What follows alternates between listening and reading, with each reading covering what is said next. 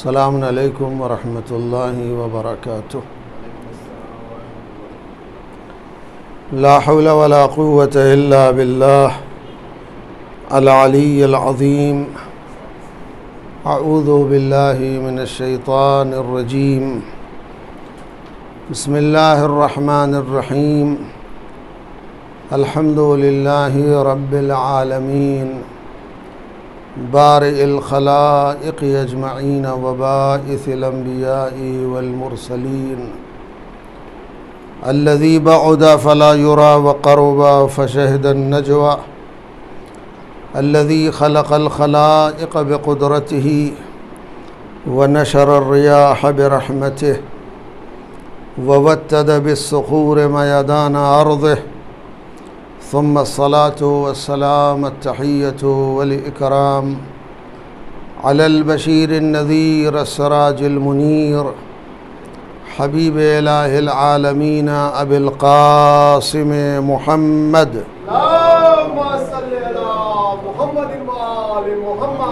व अला आलिहि अत्तय्यबीन अत्ताहिरीन अल-मासूमीन अल-मज़लूमीन वला सियमा अन्नूर अला अन्नूर फ़ी तक़ियाइद दैजूर अल-इमामिल मंसूर वस्सिराजिल मस्तूर महदी हाज़िहिल उम्मह व ख़ातिमिल अइम्मह सय्यदना व इमामना हुज्जत इब्निल हसनिल अस्करी अरवाहुना व अरवाहुल आलमीन लितुराब मक़दमिही फ़िदा व अज्जलल्लाहु तआला फ़रजहु शरीफ व लअनतुल्लाहि अला अअदाइहिम व गासिबी हुकूक़िहिम व मुनकिरी फ़दाइलिहिम अजमईन मिनल आन इला क़ियाम यौमिद्दीन। अम्मा बअदु या इबादल्लाह ऊसीकुम व नफ़्सी बितक़वल्लाह। क़ाल मौलाना अली इब्न अबी तालिब अलैहिस्सलातु वस्सलाम या दुनिया गुर्री गैरी। अज़ीज़ान गिरामी, सबसे पहले मैं ख़ुद अपने नफ्स अम्मारा और आप सभी हज़रात और तमाम हज़रात की खिदमत में तक़वा इलाही की दावत देता हूँ कि अल्लाह का खौफ अपने अंदर पैदा करें। चुनांचे मौलाए कायनात की जिस हदीस को आपके सामने में तिलावत किया कि हज़रत दुनिया से ख़िताब करके फरमा रहे हैं, दुनिया तो मेरे अलावा किसी और को धोखा दे, अली तेरे धोखे में, तेरे फ़रेब में आने वाला नहीं है। इसलिए कि ये दुनिया है, जब इंसान के सर पर सवार होती है और उसकी चमक दमक और उसकी रौनक इंसान के ज़हनों पर गालिब आती है तो इंसान बुराइयों में गिरफ़्तार होता है, गुनाहों में मुलव्वस होता है। इसलिए कि दुनिया की महब्बत जो है वो तमाम बुराइयों की जड़ है, बुराइयों का राज है। जैसा कि हदीसों में और मशहूर हदीसों में इरशाद हुआ है कि हुब्बुद दुनिया रअस कुल्ल ख़तीयत। दुनिया की महब्बत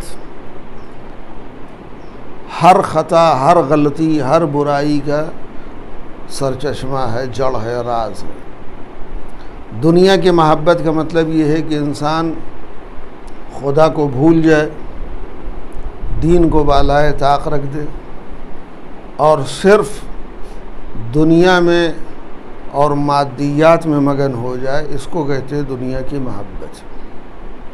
सुबह शाम हर लम्हा इंसान मादियात की फ़िक्र में अगर रहे तो इसको कहते हैं हुब्ब दुनिया, दुनिया की महब्बत। पैसा कमाना गलत नहीं है, दौलत कमाना गलत नहीं है, लेकिन दौलत और पैसे का गिरवीदा बन जाना, उसी को सब कुछ समझ लेना, ये गलत है। इसलिए कि अगर पैसा नहीं कमाएगा इंसान, दौलत नहीं कमाएगा इंसान तो कार खैर भी नहीं कर सकता। कार खैर करने के लिए पैसा होना ज़रूरी है, दौलत होना ज़रूरी है। लिहाजा इस्लाम दौलत कमाने से मना नहीं करता, पैसा कमाने से मना नहीं करता, उसके गलत इस्तेमाल से रोकता है। मिसयूज़ न करो और उसी के फ़िक्र में न रहो कि सुबह हो तो दौलत, शाम हो तो दौलत। नहीं, इंसान अल्लाह को नज़रों में रखे। कारून चूँकि उसको दौलत पर नाज था, अपने पैसों पर नाज था, लिहाजा वो ये कहता था ये जो कुछ भी मैंने बनाए ये अपने बलबूते पे बनाए, और उसी दौलत को सब कुछ समझ रहा था, वो खुदा को भूल गया था। नतीजा क्या हुआ, अंजाम क्या हुआ कारून का? कारून अपने पूरे खजाने के साथ ज़मीन में धंसा दिया गया। यानी जब इंसान पैसा आता है तो उसको पर निकलते हैं, फिर खुदा को भूलने लगता है धीरे धीरे, और एक मंजिल वो आती है कि वो समझता है कि हम ही हम हैं, हमारे अलावा कोई नहीं है। और अल्लाह को यह बात पसंद नहीं आती, लिहाजा अल्लाह ने अज़ाब नाजिल किया। और कारून का अज़ाब यह है कि कारून ख़जाने के साथ दफन होता चला गया, धंसता चला गया। यानी गोया अल्लाह इस कुफ्र की बोरिंग कर रहा है, जिसको अपने पैसों पर नाज, अपनी दौलत पर नाज। लेकिन इंसान अगर अल्लाह से लौ लगाए और अहले बैत अलैहिमुस्सलाम को अपना आइडियल बनाए, नमूने अमल बनाए, तो इंसान की निगाहों में इस दौलत की कोई वक़ात नहीं है, इस पैसे की कोई हैसियत नहीं है। चुनांचे इमाम मासूमीन की ज़िंदगियों को आप पढ़िए, अल्लाह ने क्या कुछ नहीं दिया था उनके इख्तियार में, सब कुछ उनके इख्तियार में था। पूरी कायनात, पूरी दुनिया उनके ठोकर में थी। चाहते तो अल्लाह की उस दी हुई ताकत का बाकायदा भरपूर अल्लाह की राह में इस्तेमाल कर सकते थे, अपने लिए नहीं। लेकिन अल्लाह की दी हुई ताकत का इस्तेमाल अहले बैत अलैहिमुस्सलाम ने कभी गलत नहीं किया, अपनी ज़ात के लिए कभी नहीं किया। खुद फाकों में ज़िंदगी गुजार दी, फ़क्र फाका में ज़िंदगी गुजारी अलैकुमुस्सलाम, तंगदस्ती में ज़िंदगी गुजार दी, कैद व बंद की ज़िंदगी गुजार दी, लेकिन अल्लाह की दी हुई ताकत का कभी इस्तेमाल अपने लिए नहीं किया। वरना खुदावंद आलम ने जो क़ुव्वतें उन्हें अता फरमाई थी, कायनात में किसी के पास नहीं, लेकिन उन कभी उस ताकत का अपनी ज़ात के लिए कभी इस्तेमाल नहीं किया। क्यों? ये दर्स है हमारे और आपके लिए कि इस दुनिया में ज़िंदगी गुजारना है तो अल्लाह की मर्ज़ी के मुताबिक ज़िंदगी गुजारो,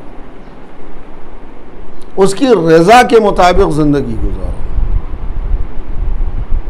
अहले बैत अलैहिमुस्सलाम और दुश्मनान अहले बैत में यही फ़र्क है।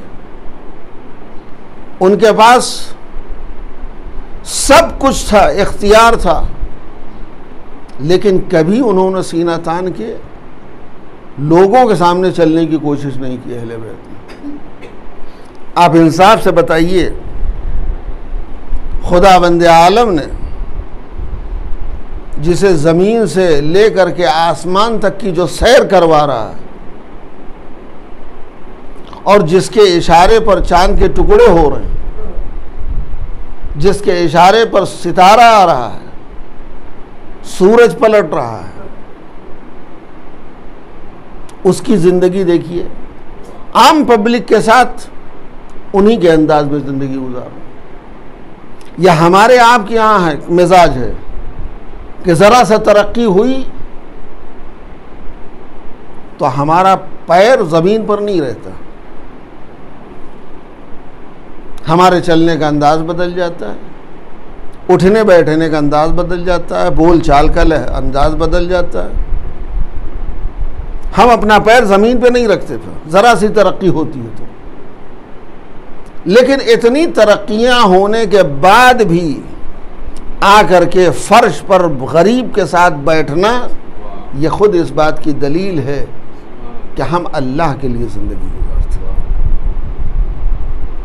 वरना मेराज से आने के बाद तो उनको सबसे ज़्यादा हक था सीना तानने का।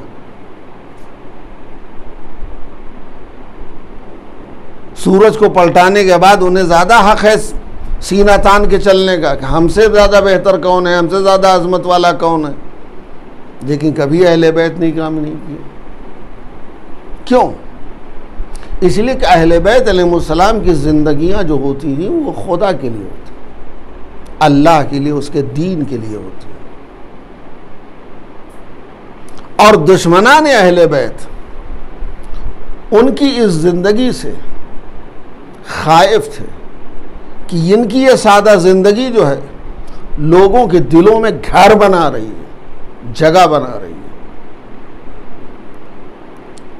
उन्होंने सोचा हम कुर्सी छीन लेंगे, इख्तिदार पे कब्जा कर लेंगे, सब कुछ इनके हाथों से ले लें, इख्तियारात ले लें, शायद ये टूट जाएंगे, ख़त्म हो जाएंगे कुछ दिनों के बाद, नामो निशान इनका मिट जाएगा कुछ दिनों के बाद। लेकिन ऐसा नहीं हुआ। अहले बैत से सब कुछ लोगों ने छीन लिया। लेकिन आज 1400 साल के बाद किसका नाम जिंदा है? किसका नाम जिंदा है?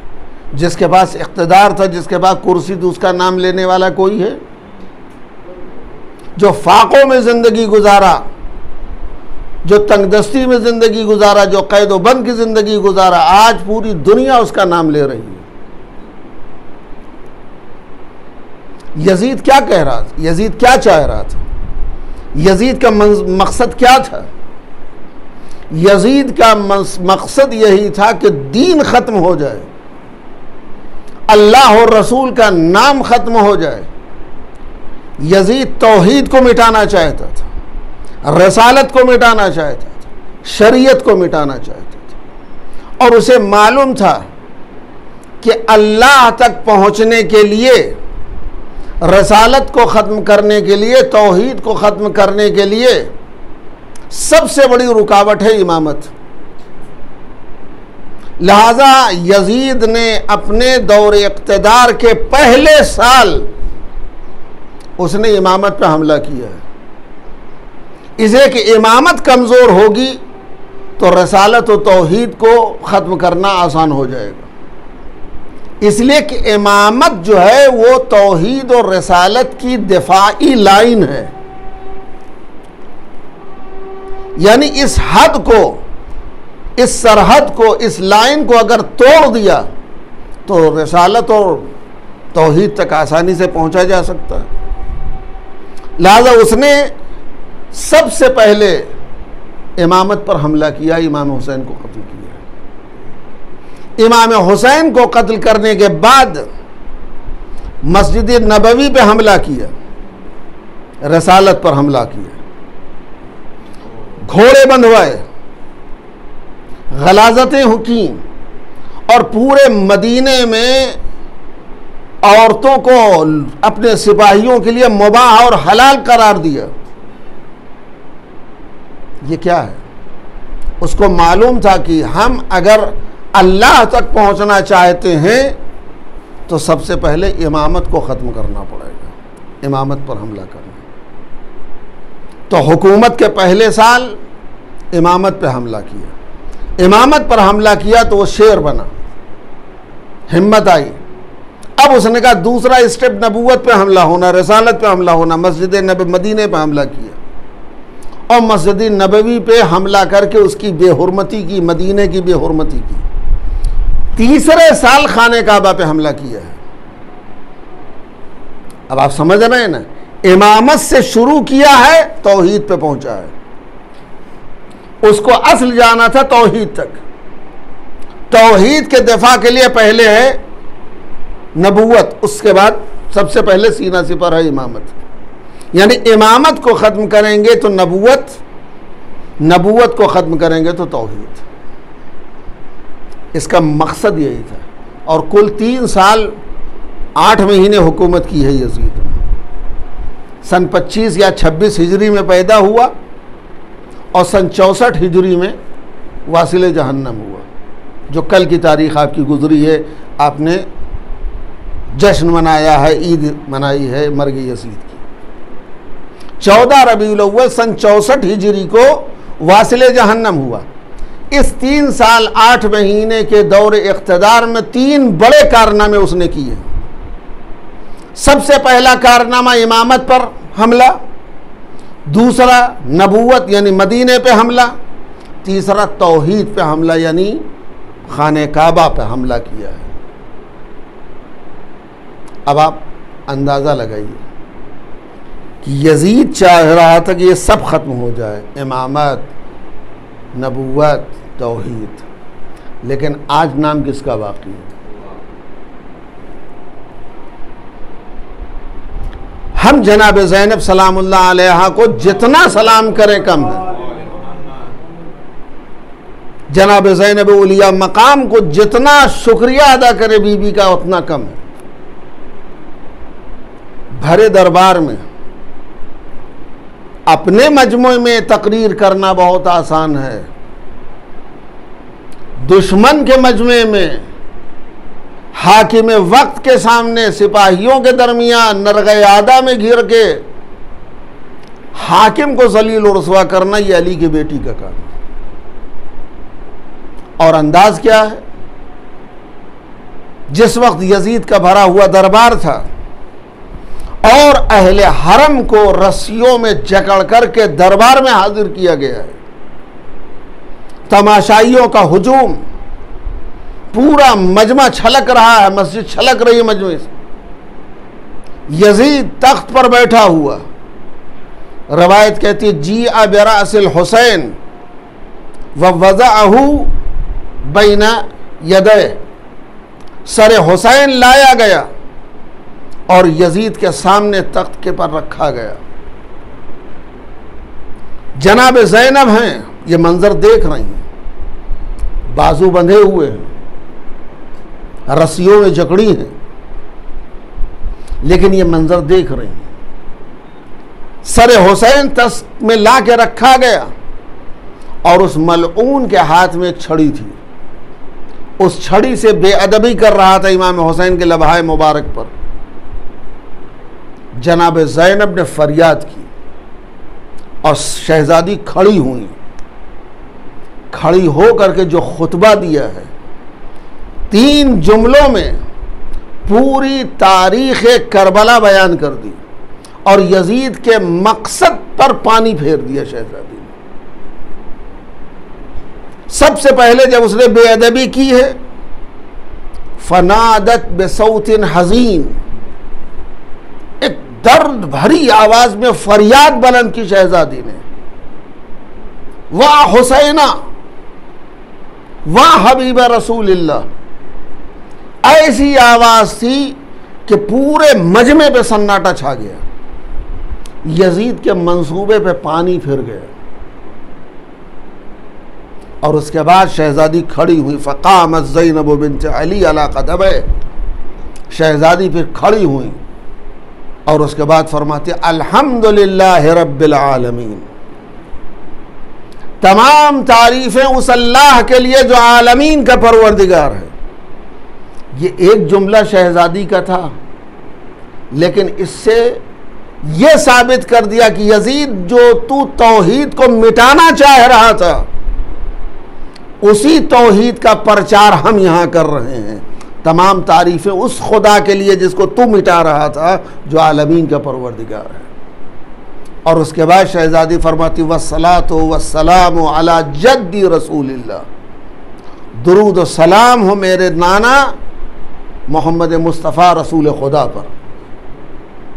यानी शहजादी ने अपने इस 2 जुमले से यजीद के मकसद को बता दिया कि तेरा मकसद यही था ना, तो रसालत व तौहीद को ख़त्म करना चाह रहा था। देख मैं तेरे दरबार में तौहीद और रसालत का परचम लहरा रही है। आप अंदाज़ा लगाए क्या मकसद था यजीद का। सर हुसैन लाया गया तो वो खुश हो रहा था, शेर पढ़ रहा है, लअबत बनु हाशिम बिल मुल्क फला जा खबरुन वला वह्युन नज़ल।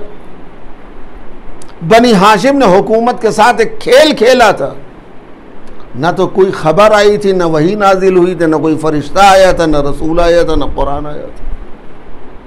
सबका मजाक उड़ा रहा है सरे दरबार यजीद। और उसके बाद जब जनाब ज़ैनब ने खुतबा दिया है तो यजीद की आंखों में आंखें डाल करके फरमाती, या यजीद फ़कित कैदक, तो जितने हरबे इस्तेमाल करना चाहे इस्तेमाल कर ले, जो तेरा जी चाहे वो कर ले। वल्लाह, कसम खाई शहजादी ने, शरई कसम, वल्लाह ला तमहू जिक्रना, ए यजीद खुदा की कसम तू हमारी याद को लोगों के दिलों से खत्म नहीं कर सकता, मिटा नहीं सकता।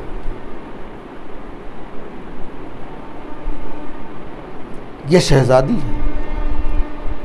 जनाब ज़ैनब न होती तो करबला के वाक़यात महफूज न रहते, शहादत हुसैन भुला दी जाती। जिस तरीक़े से जनाब ज़ैनब ने करबला के वाक़यात का प्रचार किया है, ये जनाब ज़ैनब हैं जो करबला के वाक़यात को बचा के रखी, इमाम हुसैन की शहादत और इमाम हुसैन के मकसद को ज़िंदा रखा। यजीद को सरे दरबार रुसवा कर दिया बीबी ने। आज यजीद का नाम लेने वाला कोई नहीं, बल्कि नाम यजीद दाखिल दुश्नाम हो गया। लफ्ज़ यजीद आज गाली बन गया है। आप किसी शरीफुन नफ्स को यजीद कह के देख लीजिए, आप किसी को कह के देखिए, न देखे न त्योरी मत्था चढ़ जाए उसका, तो कहिए, पलट के आप कुछ भी कह दो मुझे, लेकिन यजीद न कहना। नाम यजीद दाखिल दुश्नाम हो गया, गाली बन गई आज यजीद। ये किसने रुसवा किया है? अली की बेटी, अहले हरम में 2 महीना 8 दिन हम इमाम हुसैन का गम मनाए। 2 महीना 8 दिन गुजरने के बाद ये पहला जुमा है रबीउल अव्वल का। हमने 2 महीना 8 दिन जो गम मनाया है, हमारे पूरे जिस्म में, पूरे वजूद में इमाम हुसैन बसे हैं, अहले बैत बसे हैं। हमने अपना सियाह लिबास तो उतार दिया, अज़ा खानों को बढ़ा दिया, अलम ठंडा कर दिया। क्या इमाम हुसैन अलैहिस्सलाम के दीन को, उन इमाम हुसैन अलैहिस्सलाम के मिशन और मकसद को भी हमने उसी के साथ बढ़ा दिया? इमाम हुसैन का मकसद क्या था? इमाम हुसैन किस लिए निकले थे? बल खरज तो ले इस्लाह उम्मत जद्दी रसूलिल्लाह। इमाम हुसैन ने फरमाया, मैं निकला हूं अपने नाना के उम्मत की इस्लाह की खातिर, इस्लाह की खातिर, इस्लाह की खातिर निकले हैं। तो जहां गलत है वहां इस्लाह होनी चाहिए। जो गलत है उसको सही करना चाहिए। अगर हम गलत को सही कर रहे हैं और इस्लाह कर रहे हैं तो इमाम हुसैन के नक्श कदम पर चल रहे हैं। 2 महीना 8 दिन के बाद खुशी की तारीख आती है, 9 रबीउल अव्वल, जो मना लिया आपने। ये 9 रबीउल अव्वल हमारे आपके लिए और अहले बैत के लिए खुशी का मौका है, लेकिन खुशी में इतना खुश ना हो जाएं कि अल्लाह को भूल जाएं, गुनाह कर बैठे। आम तसव्वुर जो लोगों का है कि 9 रबीउल अव्वल यानी कुछ भी करने का दिन है, कुछ भी करने का दिन नहीं है, बल्कि यूं कहूं कि 2 महीना 8 दिन आपने क्लास ली है, 9 रबीउल अव्वल इम्तिहान का दिन है। 2 महीना 8 दिन आप क्लास अटेंड किए हैं और 9 रबीउल अव्वल उस इम्तिहान का रोज़ है कि आपने जो 2 महीना 8 दिन में सीखा है 9 रबीउल अव्वल को आपको पेपर हल करना है। ऐसा नहीं है कि हम काले लिबास के साथ इमाम हुसैन के दीन और शरीयत को भी बक्से में रख दिए, अगले साल काला लिबास निकलेगा तो दीन भी निकाल लेंगे। दीन पूरे साल रहेगा, शरीयत पूरे साल है। अज़ीज़ान गिरामी, दीन इस्लाम अहले बैत के नक्श कदम पर चलेंगे तो सही दीन मिलेगा हमको। हम उनके नक्श कदम पर चलें। गुनाह करना अहले बैत के दुश्मनों का शेवा है, अहले बैत के चाहने वालों का शेवा नहीं है। अपनी ज़िंदगी को आलूदा करना दुश्मनान अहले बैत का तरीक़ा है, अहले बैत के चाहने वालों का तरीक़ा नहीं है। खुशी मनाएं और बड़े पैमाने पे मनाएं, लेकिन एक लिमिट के अंदर। हमको हराम काम करने की इजाज़त नहीं है, गुनाह की इजाज़त नहीं है। यह तसव्वुर में नहीं होना चाहिए कि 2 महीना 8 दिन के बाद जो 9वां दिन आता है 9 रबीउल अव्वल, उस दिन हर चीज़ जायज़ है। तो हर चीज़ का मतलब शराब भी जायज़ हो जाएगी। शराब कल भी हराम थी, आज भी हराम है, क़यामत तक हराम रहेगी।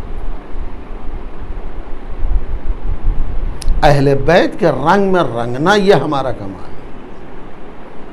हम अपने आप को उनके रंग में ढालें, उनके सांचे में ढालें।